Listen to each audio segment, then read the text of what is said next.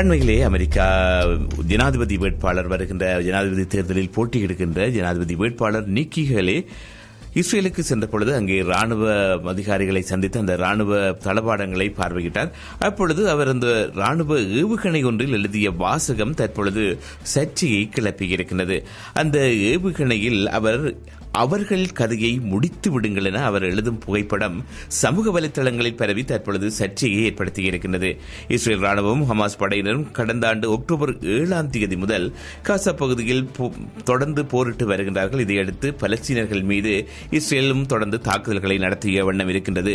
இது பல உலக நாடுகளின் கண்டனங்களுக்கும் ஆளாகி இருக்கின்ற நிலையில் இந்த ஜனாதிபதி தேர்தலில் போட்டியிடுகின்ற ஜனாதிபதி வேட்பாளர் நிக்கி ஹேலே அங்கு சென்று அந்த ராணுவ ஏவுகணை ஒன்றில் அவர்கள் கதையை முடித்து விடுங்கள் என்று அவர் எழுதிய வாசகம் தொடர்பாக பல சர்ச்சைகள் தற்பொழுது கிளம்பியிருக்கின்றன.